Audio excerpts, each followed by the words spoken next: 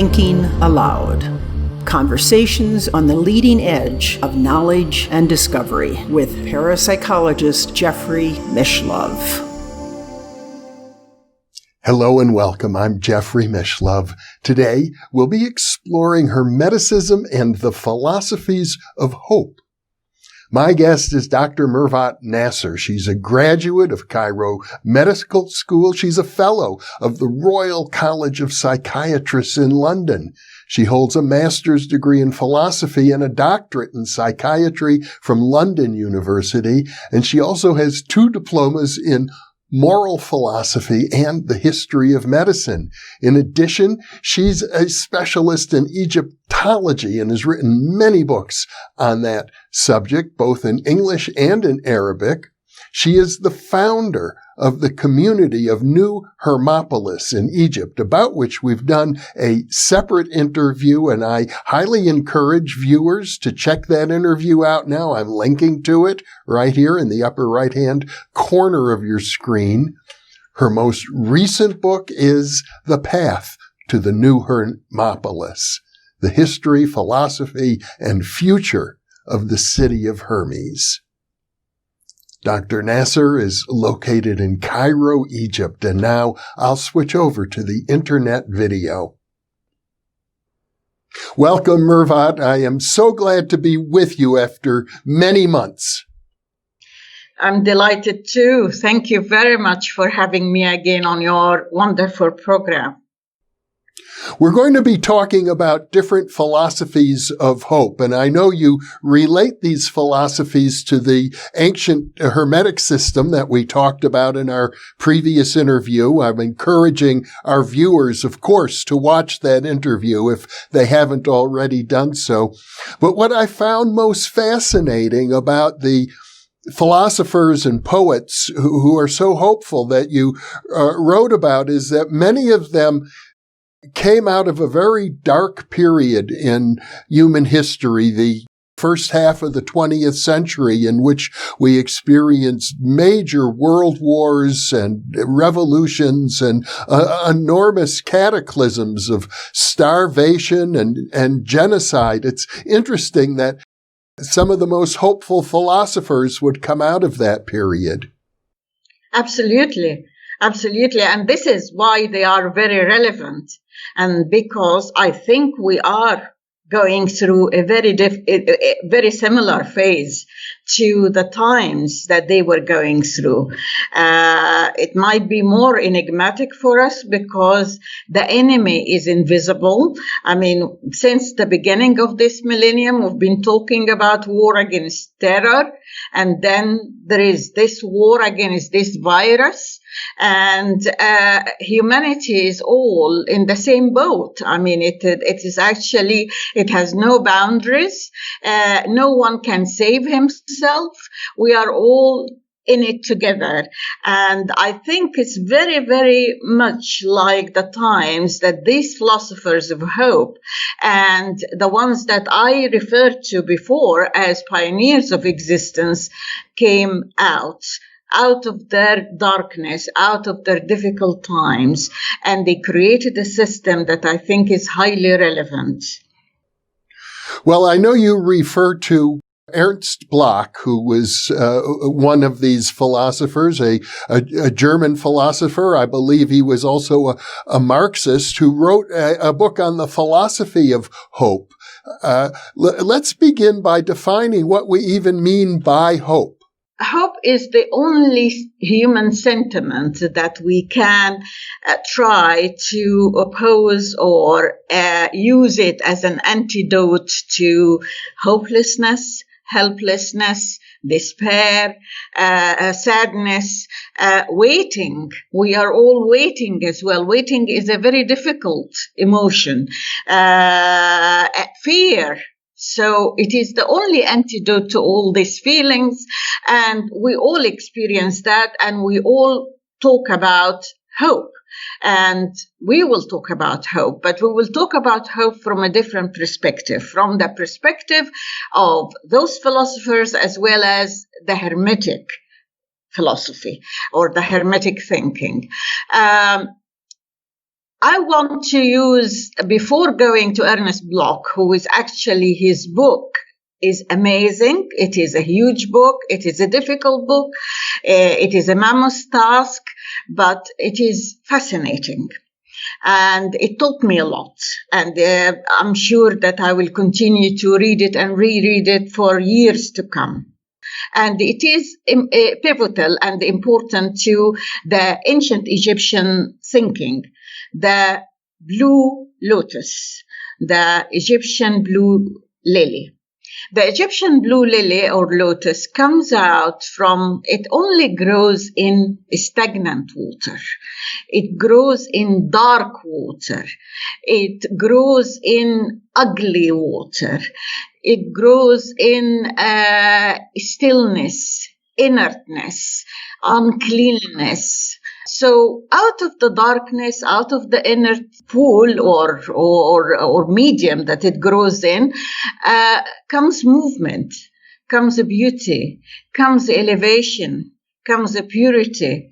It actually, what the ancient Egyptians noticed, that the lotus flower emerged out of the water, out of this chaotic water, and chaotic water is metaphorical to any chaos. It is the beginning of everything, and the beginning of everything is chaotic. And we have to master it and order it and make harmony out of the discord. So they noticed this flower emerging, and it opened its petals and sun came out. And then they noticed that the same flower sinks into the water with the sunset and disappears, only to reappear again with the sunrise. So you have this kind of movement that comes out of nothing, ushering in new day, ushering in light after darkness, and calling for movement after stagnation and after a period of stillness.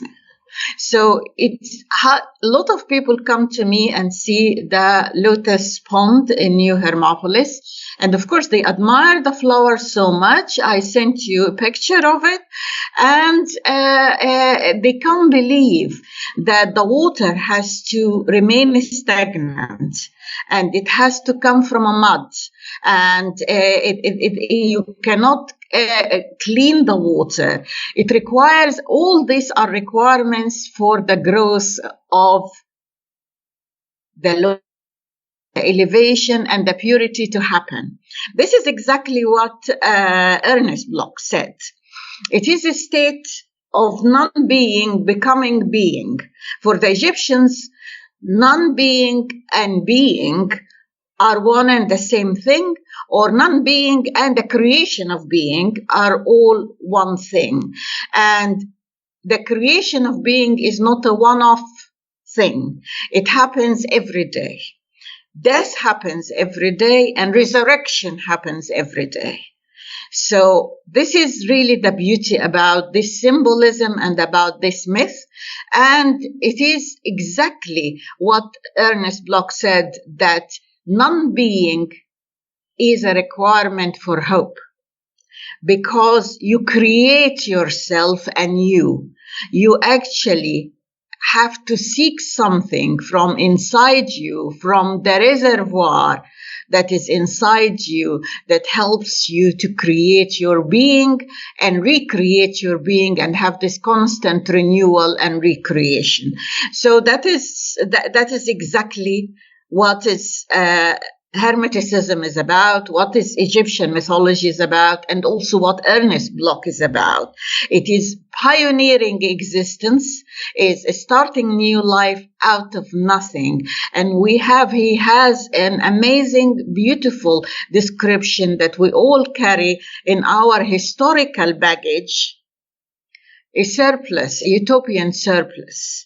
This utopian surplus is the surplus of choices. We have options. We can use these options for the act of recreation. That's really quite beautiful. And it suggests perhaps that Ernst Bloch was responding to the sort of existential despair that is sometimes described by philosophers like Sartre, talking about the confrontation that we mortals have with our own impending death. Well, that's exactly what the ancient Egyptian had. They were the first to face death and come to terms with it. So that's exactly what happened. And that's the reason why they philosophized their existence. In fact, there is a lot that needs to be read still in ancient Egyptian literature as well as in ancient Egyptian thought that reflects this existential look, that they knew the suffering of humanity. All of us don't have any say over our birth or our death, but we have every say in the time in between. So the ancient Egyptians found ways to reconcile themselves with the finality of life, for being mortals. Although you are actually in essence, a creator, as the Hermetic philosophy says, you are a mortal god, which actually shows how you carry within you the potential for doing lots of things, but you don't tap into this creativity and you carry on waiting for death or hoping for something outside to happen to make you better or to make the circumstances better. The beauty about Hermetic philosophy, and I would say existential philosophy as well, is the fact that it gives you the power, it empowers you, that it believes not in the potential of time, which is the meaning of hope, that we believe things will turn out okay in the end, that things will get better as we go along, that we have to just keep carrying on. All these things, of course, we have to keep carrying on. But what I'm saying is that it's not just believing in tomorrow, believing that tomorrow will solve the crisis, will help to resolve the problems we are in or the predicament we are in. The Hermetic philosophy and the existential philosophers have this idea that they believe in the potential of man, that man carries his own destiny. And the choices that you mentioned, Sartre, although I actually believe in Camus. And Camus is actually, I think, is more existential than Sartre. In fact, although he denied that and he didn't like the idea that people call existential, he didn't like the idea that they called him absurdist philosopher, because he was far from being absurdist. He is in fact the one, he said, that humanity has to fight death, has to fight its finality. You have a choice. You get up in the morning, you have either to keep carrying the stone like Sisyphus and continue, or you kill yourself. And all of us choose to carry on. So we make our choice. So the existential question is that we have a choice and we make our choices. So I think this is the beauty, that you have to continue to believe in your own transformational energies, in your own transformational power, in the metamorphosis that can happen within you, which in fact is the alchemical principle, which again the Hermetic principles is all about alchemy. It's all about transformation. Well, one of the principles of Hermeticism, which is often repeated, is as above, so below, which I take to mean, the realm of the gods is also within us. But in ancient Egyptian culture, I know one of the primary myths is the battle between Horus and Set, the idea that there's a war going on in heaven, and because there's a war in heaven, there's also a war within the human soul, and therefore conflict and war is inevitable. It seems to me that the existentialists, by saying, no, we have the freedom to make choices for ourselves, are trying to break free from that idea. don't think that they will break free from that idea. I think they embrace that idea. They embrace the fact that we carry the opposites. We have this problem within ourselves. We live with the conflict. We live with the bad and the good, the soft choice and the hard choice. And many of us go for the soft choice, and that's why they feel they succumb to what happens around. They don't want to be an instrument of a change. They actually wait for the change to happen from without, not from within. So, but in fact, the ancient Egyptians, with the example that you mentioned of Horus and Set, is exactly what Jung talked about, the opposites and the reconciliation, and William James and all this. It's the creation of the overall man, the superman, the all human man. The all human man is the man that can reconcile with his fragments, with his bits and shattered pieces. I mean, Jung has, and I like the existential Jung, not the common Jung that everyone talks about. He says, I'm not what I was created. I am what I choose to be. So that is, and you have Viktor Frankl, for instance, who is one of the existential philosophers and psychologists, of course, which is talking about logotherapy and the meaning of existence. And I think there is a revival for Viktor Frankl, and I think because quite a lot of people realize how relevant he is, and he is another one that came out the concentration camps and came out of real terror and horror. And yet his philosophy and his therapy is simple, is easy, and yet extremely difficult, of course. I mean, which is exactly what the Hermetic philosophy is about. He even called his therapy logotherapy, which in fact he uses the terminology that are inherent in Hermeticism. So, be it the mind, the logos, all these things, the nous and the logos. But he says something that I actually say to myself every day. If you know the why of your existence, you can put up with any how. Beautifully put. And I think this is exactly in a nutshell. You have to create a purpose. You have to create a meaning that you live by.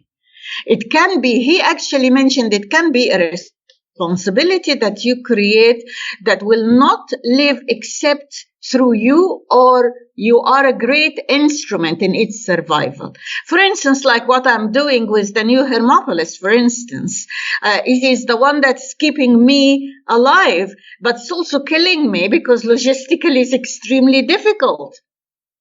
And I'm getting older, I'm getting frailer. There are many difficulties that are unsurmountable. So, and yet I continue to fight because it is an existential choice. It is a responsibility that is beyond me. What is needed is self-transcendence. What is needed is you transcend your own ego and your ego wishes and your small things, and you start looking at bigger things. And these bigger things, it doesn't have to be New Hermopolis or a big thing like that. Viktor Frankl talks about someone you love and someone who your loss will devastate him or her.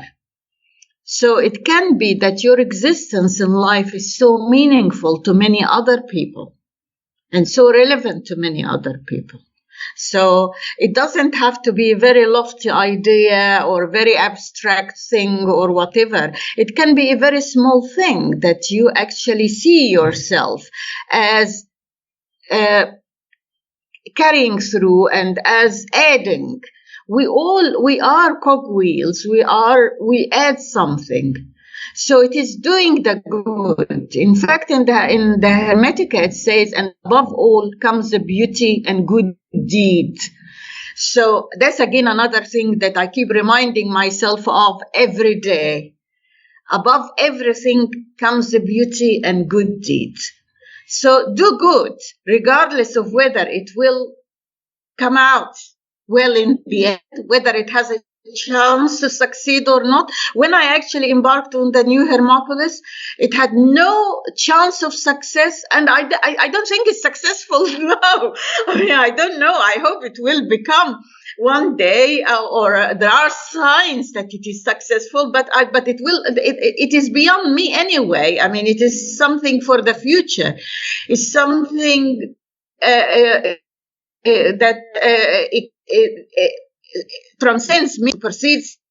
It is not me, but I am actually an instrument in its creation, or a vehicle that created it. So it is this thing, the self-transcendence is important, and the creation of a purpose, that it doesn't have to be, you don't have to have your eyes on the prize. You don't have to have your eyes on success. You don't have to have your eyes on acclaim or applause. You can't. Yeah, if you actually have your eyes on that, yes, you will never, ever. You will wait for something outside that to happen to you. But the hard work is to create something meaningful that adds to humanity. And yet, probably the results you will never see in your own life. It is like planting a tree, like putting the seed in the soil. It's creating from within yourself a soil. So your soul is a soil, and whatever you harbor inside your soul is going to come out good eventually, whether be it for you as a person, or for your next generation, or maybe many generations to come.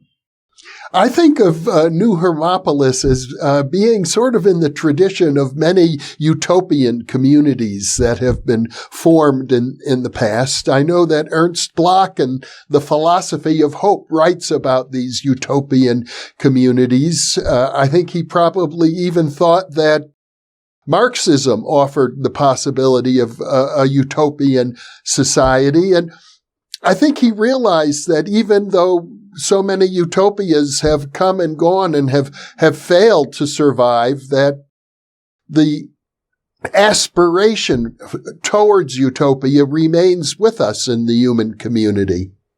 But I agree with you that the idea of creating the utopia, although I personally, of course, when people say that New Hermopolis is like a utopian community, it was like the creation of a utopian or intentional community, it is an intentional community. And I'm hoping that now, especially after last year, I've been going through a crisis, no work, no money, nothing. I'm going to die one day. So it is an existential question. Is it going to die? Am I going to allow it to die? So all these things are actually important questions, and I need to help to resolve. There will always be conflict. And that's why I believe in Mervat, which is the principle. It is the utopian principle. And according to the Egyptians, but it is a possible utopia because it talks about doing good in incremental way. You increase the bit of goodness you make every day. Every day you have the capacity to do something good to yourself, to humanity, to the world, to the earth, so whatever you do, at least if you transcend yourself a tiny bit every day, you will be adding to life. To the beauty of life and the goodness of life. And this is Mervat. And incrementally, if every one of us did that, we will be able to create a better world. So I believe that New Hermopolis is a medium for generating this thought or reviving this aspiration of actually doing it together and participating, as well as we don't have to be either or all or nothing. It is all about moving towards the goodness, regardless of what will come out in the end. As long as you believe that this is good and beautiful, do it. And eventually something good is going and beautiful is going to happen. I believe in that. One of the other philosophers of hope that you cite is Rudolf Steiner, the founder of anthroposophy in Europe. And I know he was like a Nietzschean Superman. He was an architect and an artist, and he founded schools of agriculture and schools of education and schools of medicine. He also built a wonderful building, was made out of wood, a natural substance. The original Goetheanum, I understand it was burned down by the Nazis, who found him to be a threat. And then before he died, he managed to actually rebuild it in concrete. Yes, and I've been to it. I visited it. So yes, it is. Rudolf Steiner is a real character and is a main figure. And of course, quite a lot of people, especially the green Hermeticists and the ecological ones, they subscribe to his theories, especially with the idea of green farming, organic farming, as well as the creation of a utopian or semi-utopian world. And he was influenced by Goethe. And of course, there are quite a lot of writers and poets. I have to mention Rilke, for instance, that actually he's German and or Austrian, I think. He's a great man. I mean, I think there is a description that honestly made me speechless. It says something. He did it. It was after the war. When he wrote his eulogies, and I think it's number 10, the ones that he wrote in Trieste, in Italy, and it says something like, a childhood and future don't grow less. They grow always more. I mean, the future is always growing ahead, and the childhood is always growing. It's not diminishing. But he mentions this thing, that's the excess of being that wells up in my heart or in the heart. This excess of being that's what I'm talking about. It is this fertile soul, the soul that embodies the soil and has the seeds of hope in it. And that is the description of my heart wells up with this being. The being is too much. And this is exactly what we hope to create within us, is to see the well, is to create from ourselves a real well that is going to feed our souls and hearts and our soils as well. So that is, I think this is the beauty, and this again comes out of real crisis, the crisis of the war and the terror of the war and the torture and the torment and everything. All these people came out from dark places. They didn't have any luxuries. They are amazing. They need to be celebrated every day. They need to be remembered and celebrated every day, because if you survive that, you can survive anything. I think it was Ernst Bloch or maybe Walter Benjamin, another philosopher that you write about, who suggests that the whole history of humanity is available to us, that we carry it forward, the aspirations of all the people who ever lived, and that it's up to us to use it, to make something of that. Benjamin talks about life after history, that history is a raw material. History is a substance. It's not something that it is written in a stone that we have to abide by. It is exactly as Ernst Bloch said, it is a reservoir. It is a reservoir of potentialities. It is a reservoir of possibilities. We cannot choose what appeals to us. And we create life after history. So history has a life. It continues to grow. It is not, it happened and it is solid and it stays where it happened and when it happened. No, it goes beyond all of that because we recreate history within ourselves. We recreate it because we revisit it. And when we revisit it creatively. And we put ourselves in it.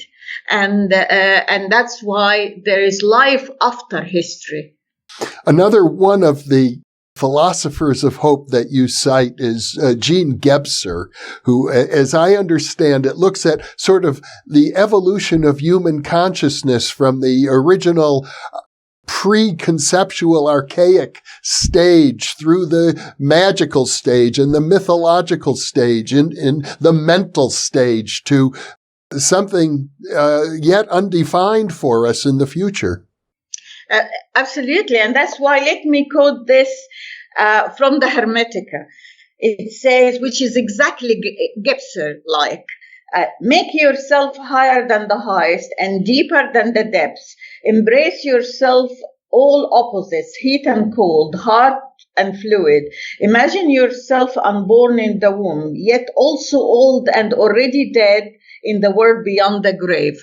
So it is all this. It is all about getting all this into the equation. You are unborn, but also you are dead, and you are alive now, which is all about the ever present. Yeah, so that's Gebser is again one of my my idols. That's such a beautiful expression. I take it to heart. I try to live my life that way. And I realize it's a dance because we have our ego needs, our here and now survival needs to address, which of course you're going through as well. And at the same time, we are, I guess the best way to put it is we are mystical beings. We have a part of our awareness that totally transcends the needs of the ego. What we can do, what within our capacity is to cultivate this mystical being, is to cultivate this spiritual dimension. So, which is hope. Hope according to the Hermetic philosophy and the philosophers of hope, the existential ones, it is a spiritual dimension. It is part of the being. It is the creation of what Rilke talked about, the full being that is going to fill up everything. So it is. I think it is this potential, especially that it comes, and the beauty about Hermeticism and hope, and the fact that it mirrors, or all the existential philosophers and hope psychologists, they almost speak the same language, and they actually admit to or they give tribute to the Hermetic philosophy as well, or to the philosophy of the ancients. I mean, Ernst Bloch talked about that we have to go to the people of the past, because the philosophers of the past, they carry all this in their head, in their baggage. I mean, it was natural to them, because they faced straight away the predicament of humanity, the finality of life. And we are all threatened by that. I mean, interesting, actually, that if you talk about the pandemic now, because you have to come back to that, the word pandemic means it happens to all of us. All right, it happens to all. So we are all in the same predicament. But also, it comes from pan. And Pan is, as you know, is the son of Hermes. And Pan is half god, half animal. And he is the only mortal god according to the Greek gods, or among the Greek gods. And yet he is the one who also capable of entertaining. He plays music, and he's also reputed for poetry and all these things. So it's a funny combination. And even despite the fact that the word panic also comes from Pan, because his figure startled people, so it made them panic. So the word pandemic, the word panic, all comes from Pan. And also panacea, which is actually medicine for all. When we are all thinking now of this vaccine that is going to be the miraculous cure, or is going to prevent all that from happening, and the suffering that we all have been in over the past year, and God knows for how long, is going to go away with this vaccine. Yes, we all believe in that, and I'm a doctor myself, so I believe in medicine. But there is the panacea is actually the daughter of Asclepius, the god of medicine. And panacea is not only the medicine that you create in the lab, it is actually what you create within yourself as well. It is examining your tie, your link, your relationship with yourself, the others, and the world. And I think this is because it's happening to all of us. It has no boundaries, this crisis we are in, that it is something that is frightening all. It calls for radical ideas, for creative paradigms, for new shifts, for something that takes us away from the rigid patterns, because I think they are outmoded and outdated.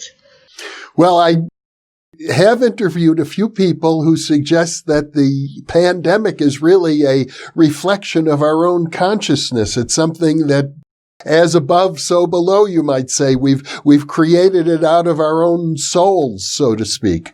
Yes, and I think there are literary anecdotes about the connection between Pan and the technological age and the difficulties that, the dehumanization of our age. So, which actually, again, Pan is used as metaphor for all of that. D.H. Lawrence, I think, mentioned him. And I think time has come to revisit what we've been doing for the past 100 years at least. And it's exactly the same time like the First World War. I mean, we are talking about the 20th of the past century. We are in the 20th now. So I think it is just time for our transformation and for radical solutions and for a new shift in consciousness, a new shift in humanity, that it has to have more humanness, more generosity to make the hapless happy. And it is like determined hope.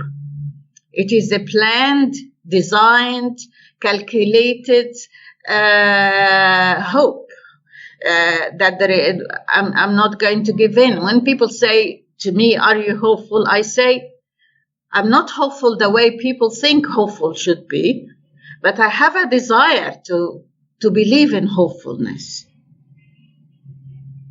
I desire hopefulness. I'm under the impression, Mervat, that your attitude towards hopefulness is very much like my attitude towards happiness, which is that it's not something I seek, it's something I commit to. I commit to being happy. It's something I promise to myself. Well, I entirely agree, yes. Yes, I promise myself. For as long, that's why, again, I like Camus. For as long as you chose life, you choose what comes with it. It is a baggage. And if you choose it, so you have to struggle through it.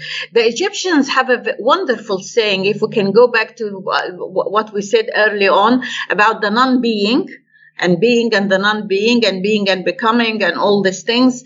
The Egyptians have a say which really goes back to the pyramid texts. This is very ancient. It says that life is the time when a struggle or a strife has started.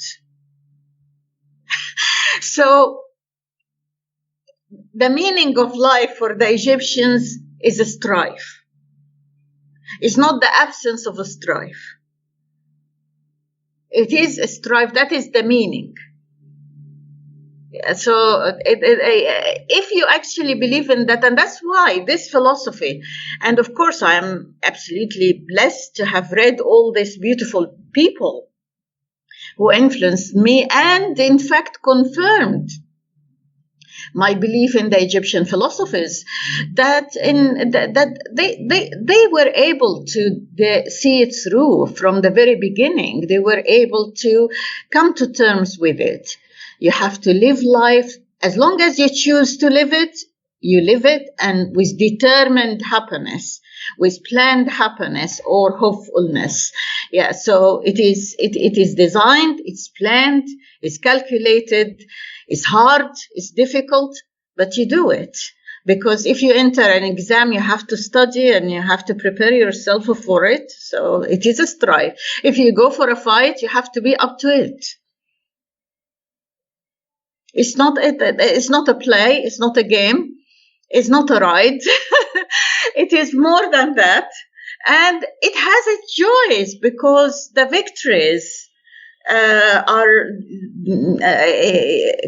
happen. I mean, we have victories, maybe short-lived, maybe not very often, but they happen. And human beings are capable. They have the capacity to do so. And I think it's fair to say that win or lose, you're becoming the best version of yourself in the process. I hope so. I hope so. I hope I can. I mean, it is a process, and every day carries with it the possibility of being better. And recreating myself. Of course, it doesn't mean that you don't go through periods of severe despair and unhappiness and gloom and inertia and everything. But then you overcome it because you remember that you have a purpose and it is your choice. So no one pushed you to do it. It is your choice, and no one has a responsibility for it except yourself. I mean, it's just no one owes you happiness or owes you life or is going to make it better for you. It's all up to you. It's all up to you. And it happens. And we have examples of people who came out of really, really hard times. I like to end with something, if you are going to end. I like to end with Rebecca Solnit, that I ended this chapter about Hermeticism as a philosophy of hope in my book. And it comes from her book, Hope in the Dark. And it says, we roll forward looking back, and telling this history is part of helping people navigate towards the future. We need a litany, a rosary, a sutra, a mantra, a war chant for our victories. The past is set in daylight, and it can become a torch we can carry into the night that is the future. So, it is the torch. Dr. Mervat Nasser, what a pleasure to be with you again. You are one of my heroes. Truly. Thank you. Oh, well, it means so much to me. Well, I don't deserve it, but it means so much to me. Thank you very much. You are an incredible inspiration, honestly, and you will be welcome back anytime you're available. I will be happy to have you as a guest on New Thinking Aloud over and over again. This has been a great joy to share this time. Thank you very much, Jeff. And I am really honored and privileged to be with you. And you opened new horizons to me. You added to me. And I was so touched and impressed by all the people who followed the program last time. In fact, I never really thought that I will have such following. So I hope that this one will be well received as well. I'm sure it will be, and I look forward to more in the future. And for those of you watching or listening, thank you also for being with us.